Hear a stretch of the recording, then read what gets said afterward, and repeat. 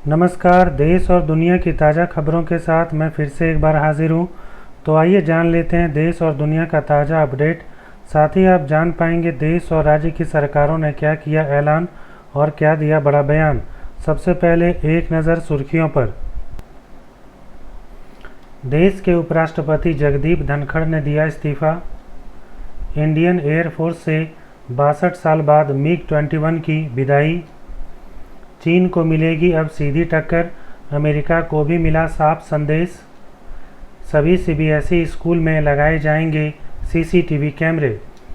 अब खबरें विस्तार से, लेकिन वीडियो में आगे बढ़ने से पहले कर लीजिए वीडियो को लाइक और चैनल को कर लीजिए सब्सक्राइब, ताकि आप रोजाना काम की खबरों से रूबरू हो सकें। संसद के मानसून सत्र के पहले दिन जगदीप धनखड़ ने सभापति के रूप में राज्यसभा की कार्यवाही का संचालन किया। फिर अचानक रात 10 बजे के करीब जगदीप धनखड़ ने राष्ट्रपति द्रौपदी मुर्मू को संबोधित एक पत्र में स्वास्थ्य कारणों का हवाला देते हुए भारत के उपराष्ट्रपति पद से इस्तीफा दे दिया। वहीं विपक्षी दल उनके इस स्थिति को असामान्य करार दे रहे हैं। उनका आरोप है कि जगदीप धनखड़ ने स्वेच्छा से इस्तीफा नहीं दिया, बल्कि उनसे दिलवाया गया है। इस तरह से संसद सत्र के बीच इस्तीफा देने वाले पहले उपराष्ट्रपति बन गए हैं।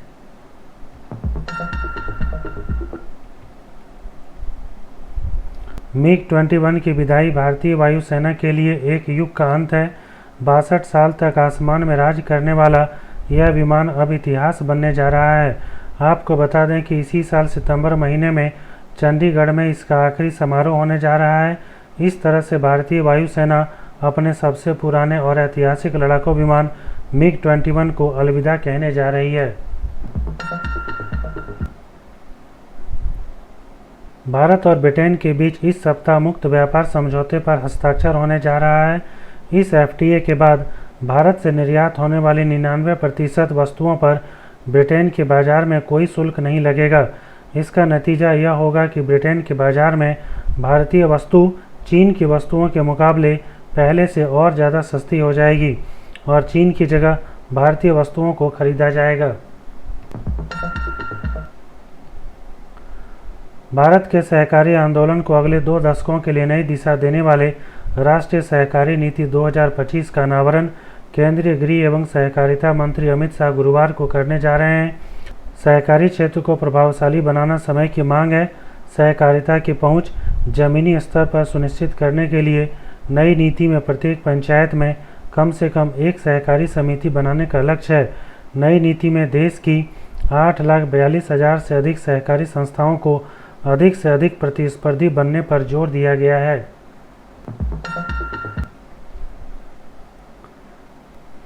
भारतीय क्रिकेट कंट्रोल बोर्ड अभी तक काफ़ी हद तक सरकार के नियमों से बाहर था, लेकिन खेल विधेयक के आने के बाद उसे राष्ट्रीय खेल बोर्ड से मान्यता लेनी होगी।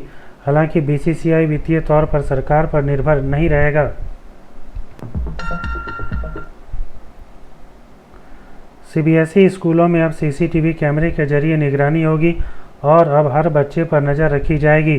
CBSE की तरफ से नए नियम लागू कर दिए गए हैं। अब CBSE स्कूलों में CCTV कैमरे लगाना अनिवार्य होगा।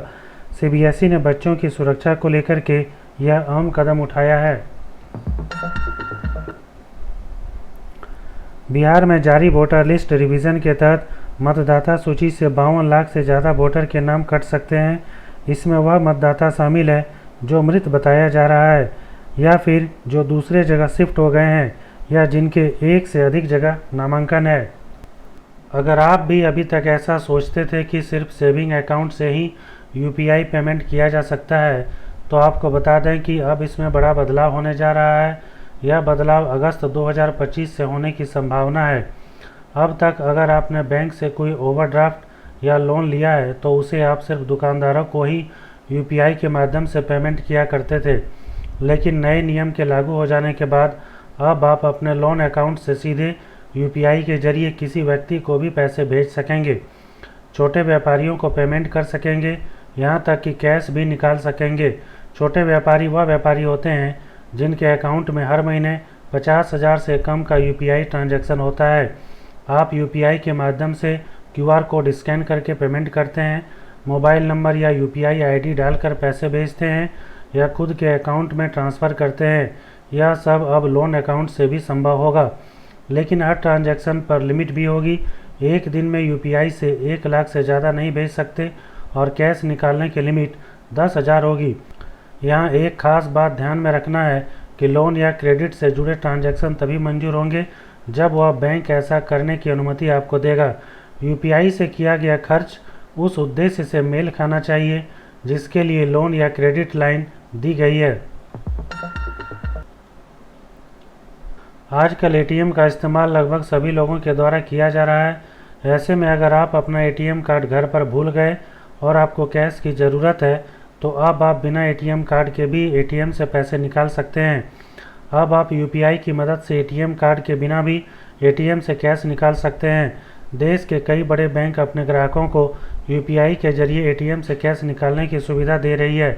बिना एटीएम कार्ड के पैसे निकालने के तरीके को जानना चाहते हैं तो आप डिस्क्रिप्शन बॉक्स में देख सकते हैं।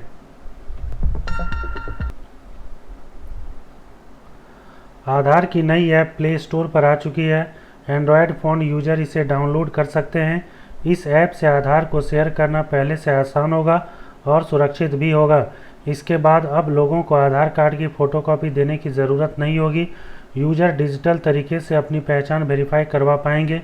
क्यूआर कोड स्कैन करके भी आधार शेयर किया जा सकेगा।